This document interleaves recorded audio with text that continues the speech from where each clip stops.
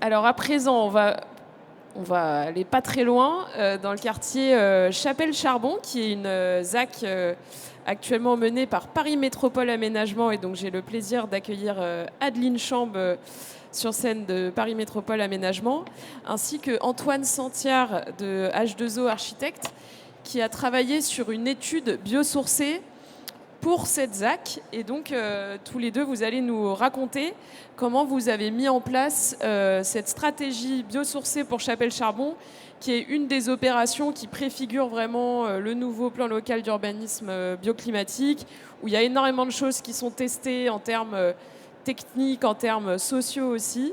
Voilà, je ne sais pas qui commence, c'est toi Adeline, et ben, je te laisse la parole. Merci. Bonjour à tous. Donc, effectivement, je suis Adeline Chambre de Paris Métropole Aménagement. Donc, nous sommes un aménageur de la ville de Paris et de la métropole du Grand Paris. Donc là, je vais changer effectivement à la fois d'échelle et de temporalité, puisque d'échelle, on est vraiment, nous, à l'échelle du quartier. Parle bien. Bien dans le micro, ok, ouais, ça marche. Colle-le. Ça marche. Donc on est vraiment à l'échelle du quartier d'une part, et d'autre part, je vais revenir effectivement à 2020, au moment de l'élaboration du plan guide, puisque la question c'était vraiment comment nous allions, avec notre équipe de maîtrise d'œuvre urbaine et notre AMO environnement, donc l'agence Boutet, travailler sur l'intégration dans l'ensemble du quartier d'un maximum de matériaux biosourcés. Et donc, ce qu'il faut retenir, c'est qu'en gros, on est vraiment sur la question de l'implication d'une chaîne d'acteurs, avec d'une part nous, en tant qu'aménageurs en amont, et comme on l'a vu ensuite, l'ensemble des maîtres d'œuvre, maîtres d'ouvrage, entreprises pour la suite. Voilà, donc on était en 2020, c'est-à-dire qu'on est en parallèle de l'élaboration du PLU bioclimatique. Et donc ce qu'on va voir effectivement, c'est qu'on a travaillé sur un certain nombre d'ambitions. Et on a les chantiers qui vont commencer cette année avec des bâtiments qui sont d'ores et déjà quasi compatibles avec le PLU bioclimatique et donc en avance de phase. Alors, sur où on est, donc effectivement, on est à Chapelle-Charbon, de l'autre côté, par rapport à Chapelle Internationale, de l'autre côté de la rue de la Chapelle. Sur le contexte, en fait, on vient s'adosser, on est sur un ancien terrain ferroviaire, et on vient s'adosser à un quartier existant, qui est le quartier de l'Évangile, qui avait été conçu par ces architectes à l'époque, pour être ouvert sur le terrain ferroviaire une fois que celui-ci aurait muté. Donc c'est assez rare pour être souligné, un projet urbain dont la seconde phase se passe comme elle était prévue. Et donc avec ce qu'on a proposé, Antoine va en parler, on va venir s'adosser aux pignons du quartier de l'Évangile et ouvrir les impasses qui avaient été prévues pour ça. Voilà, très rapidement sur le contexte, parce qu'une autre grande particularité de ce projet, c'est qu'on a un grand parc, et un grand parc qui est déjà livré. On a 3 hectares de parc qui existent depuis 2020. Et donc, ce qui signifie aussi que quand les habitants arriveront en 2027, voilà, le parc se sera développé depuis plusieurs années, et donc forcément un élément très important du futur projet. Voilà, pareil, je vais passer très vite avec une conception par l'équipe de base qui est mandataire de l'équipe de maîtrise d'œuvre urbaine, d'espace public très végétalisé, ce qui est un autre élément très important du quartier. Et enfin, pour arriver au programme et à ses ambitions, donc on est sur un quartier de 380 logements, très mixte. Donc on a à la fois des logements sociaux, des logements intermédiaires, des logements en bail réel solidaire, donc c'est ce nouveau dispositif de la ville de Paris pour séparer le foncier et le bâti et permettre l'accession aux classes moyennes à la propriété, et des logements libres. Donc on a vraiment toutes les catégories de logements et un équipement public important. Et donc de notre côté, au moment du plan guide, on avait 2 sujets. Comment travailler bien sûr sur la qualité d'habiter dans ce quartier, Antoine va en parler, notamment dans cette situation très particulière avec le parc au nord. Et d'autre part, comment travailler sur une empreinte carbone la plus faible possible de ce quartier. Donc là, comme je le disais, on a travaillé avec l'agence Boutet sur quels sont les leviers en gros pour diminuer l'empreinte carbone de notre quartier. Il y avait 3 postes très importants sur lesquels on a voulu travailler. D'une part, la question de la mobilité. Donc c'est un quartier dans lequel il n'y aura aucun stationnement voiture et énormément de locaux vélos. Donc avec tout un travail aussi là-dessus avec les agences d'architecture par la suite. Donc ça, c'était sur le volet mobilité-déplacement, qui est un poste très important du bilan carbone d'un quartier. Deuxième volet, la question de l'énergie, du raccordement. Et donc là, avec tout un travail sur une boucle d'eau chaude mutualisée à laquelle pourront se connecter les bâtiments, y compris les bâtiments existants.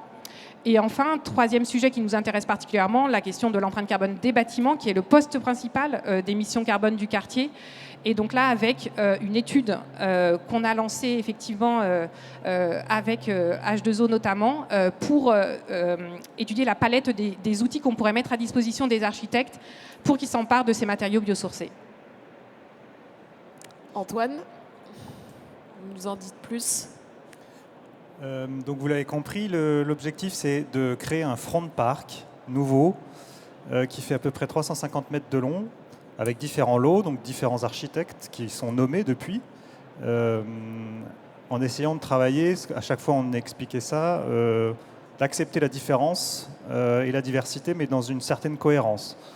Le but, c'était de répondre à la condition très spécifique de ce front de parc, 350 mètres de long, qui est largement ouvert sur le parc, mais au nord, et qui possède aussi des façades sud, mais qui sont sur cours.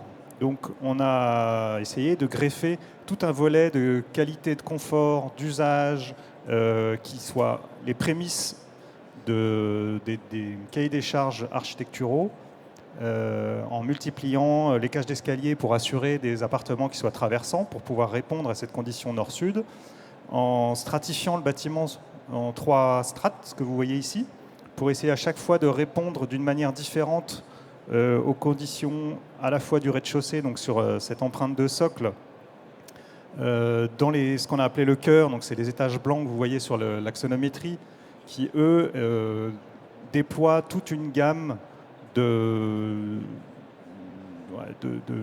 vibrations de façade qui sont directement empruntées en fait aux qualités d'usage du quartier de l'Évangile qui sont juste à côté, c'est-à-dire c'est un registre de l'ordre du beau window, du balcon, de la loggia, en tout cas quelque chose qui permette au logement à chaque fois d'apporter une sorte de manière d'attraper à la fois l'Est et l'Ouest pour sortir de cette condition pure Nord. Et puis au dernier niveau, des logements en attique qui, eux, assument d'habiter dans le ciel et d'attraper des vues métropolitaines qu'on a déjà vues dans les projets précédents, notamment celui d'Ido, là, où tout d'un coup, on découvre on voit Saint-Denis, on voit Montmartre, on est vraiment au-dessus des toits.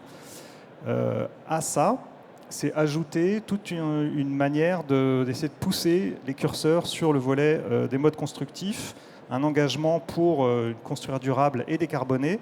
Et donc, on a eu la chance de mener une étude parallèle à l'étude de maîtrise d'œuvre urbaine avec donc Franck Boutet, avec LM Ingénieur, avec BMF pour la partie économie et puis Casso pour le volet sécurité incendie, parce qu'on est aussi tombé en pleine doctrine sur la sécurité incendie, notamment la construction bois. On a démarré par cette espèce de champ des possibles qui en fait orchestre 3 manières d'utiliser les matériaux dans le bâtiment, c'est-à-dire la structure, l'isolant et l'habillage, et essayer de voir tous les larges éventails possibles et la manière dont certains savent faire les deux. Le bois, il sait éporter et vêtir, il sait même isoler. Voilà. Essayer de réunir ça, travailler aussi sur explorer un peu les filières pour vérifier ce qui était possible, développer encore un peu trop on va dire, en anticipation. On a modélisé, quantifié des tranches de bâtiments. Vous voyez en haut à gauche, c'est le point de base qui était un peu la réponse toute faite souvent, on nous oriente vers ça quand on travaille notamment en conception-réalisation sur des bâtiments qui sont en béton bas carbone. Donc c'est un peu notre solution martyr. Et après, on incorpore petit à petit du bois dans la construction et on quantifie, on vérifie, on dimensionne pour arriver à ces sortes de champs constellation de l'hybridation possible. Et vous voyez un tableau un peu complexe, mais en fait assez simple, qui permet de corréler à la fois le poids carbone, le confort thermique, notamment d'été, puisque c'est aussi une des problématiques qu'on peut rencontrer quand on construit en tout bois. On a incorporé donc de la pierre massive, du chanvre, du roseau, de la paille, pour essayer de viabiliser qu'est-ce que ça peut apporter en termes de réglementation incendie, en termes de coûts. Et donc ce tableau, il réunit un peu toutes ces synthèses. Dans la conclusion, c'est grosso modo, que l'hybridation va revenir. C'est un peu ce qu'on a déjà vu ce matin, c'est-à-dire que ce ne sera plus tout béton, ce sera forcément plus tout bois, et ce sera une combinaison du bon matériau au bon endroit. C'est un travail qui a été mené avec les architectes qui sont aujourd'hui connus et qui ont déjà travaillé sous la forme de 5 ateliers thématiques pour essayer de construire cette diversité dans la cohérence. Donc c'est des ateliers qui ont travaillé sur la mise en commun, à la fois peut-être un peu de l'écriture, des lignes de force, partager aussi les complexités de ces hybridations de construction. Ça a été évoqué par certains, les limites de prestation, les traitements des rejets d'eau, la question de l'acoustique. Donc tout ceci a été compilé dans un ouvrage qu'on vient de finir. Donc je pourrais vous le laisser à disposition. Il y en a dans la librairie des Compagnons tout là-bas. C'était une sorte de grosse boîte à outils qu'on essaye de distribuer pour donner un peu des clés pour avancer plus rapidement dans la conception, pour voir aussi les conséquences à chaque fois des choix qu'on peut faire. Merci. Voilà. Merci beaucoup. Et peut-être juste en conclusion, effectivement, sur les résultats. Donc là, on vous a mis l'ensemble des 6 projets qui ont des permis de construire obtenus. Et donc dont les chantiers vont commencer. Et donc avec des résultats, les maîtres d'œuvre se sont vraiment emparés de l'étude qui a été réalisée et ont joué le jeu. Et donc avec à la fois de la paille, de la pierre, du bois. Donc une grande diversité de matériaux. Que dire? Effectivement, on vous a mis, c'est pas lisible, mais l'idée c'est qu'en gros on atteint des performances au stade permis de construire, mais aussi au stade du dossier de consultation d'entreprise qui sont très ambitieux, que ce soit sur l'empreinte carbone, le taux de matériaux biosourcés. Voilà que c'est voilà et ensuite je vais y arriver, dire que c'est aussi effectivement le résultat d'une part d'une impulsion politique très forte, parce que pour arriver à ce genre de résultat, ça veut dire des moyens financiers importants. Et donc, à la fois une impulsion politique, un rôle de l'aménageur de la maîtrise d'œuvre urbaine qui impulse tout ça, des maîtres d'ouvrage et des maîtres d'œuvre qui jouent le jeu avec des financements importants apportés par la ville, il faut quand même bien le dire. Voilà, et donc on a hâte là que les chantiers commencent pour des livraisons en 2027. Merci beaucoup. Bravo. On a hâte aussi de voir le résultat. Merci.